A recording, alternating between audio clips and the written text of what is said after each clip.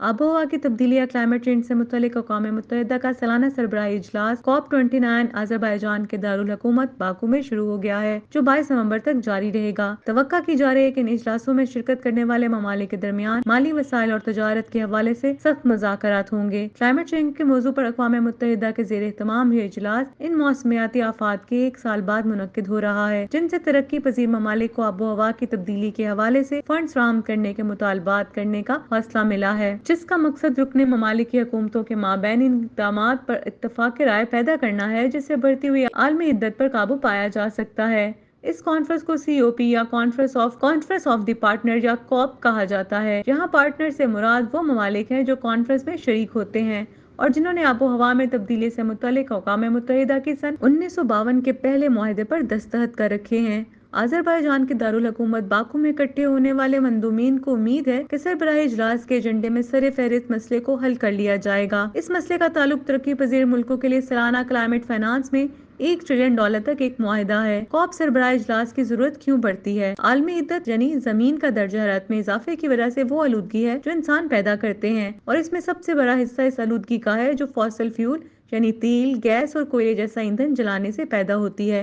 अक़वाम मुत्तहिदा के माहिरीन के अंदाजे के मुताबिक अगर आलमी दर्जा हरारत सन 1850 के दर्जा हरारत से 1.7 से 1.8 डिग्री ज्यादा हो जाता है, तो दुनिया भर के लोगों को जानलेवा गर्मी और हब्स का सामना करना पड़ सकता है। दुनिया को इस सूरत हाल से बचाने के लिए सन 2015 से 194 ममालिक ने पेरिस मुआहदे पर दस्तखत किए थे, जिसके तहत इन्होंने ये अज़्म किया था कि आलमी दर्जा हरारत को 1.5 डिग्री सेंटीग्रेड इजाफे की हद से ज्यादा नहीं बढ़ने दिया जाए। 29वीं क्लाइमेट एक्शन कॉन्फ्रेंस में पाकिस्तान में मुस्तकिल रुकन के तौर पर हर साल शिरकत करता है, इसलिए COP में शिरकत के लिए वजीर आजम मोहम्मद शहबाज शरीफ बाकू में मुनक्किदा कॉन्फ्रेंस ऑफ पार्टनर के 29वीं क्लाइमेट एक्शन COP29 के सरबराही इजलास में शिरकत के लिए पहुँच चुके हैं। अज़रबैजान के दारुल हुकूमत बाकू में मौसमियाती तब्दीली से मुतल्लिक आलमी कॉन्फ्रेंस COP29 जारी है। दूसरी जानब अमरीकी मंदूब ने डोनाल्ड ट्रंप की वापसी के बावजूद मौसमियाती तब्दीली से मुतल्लिक काम जारी रखने के अज़्म का इजहार किया है। इन्होंने कहा, ट्रंप फॉसिल फ्यूल से दीगर तवानाई ज़राए पर मुंतकिली आहिस्ता तो कर सकते हैं लेकिन रोक नहीं सकते।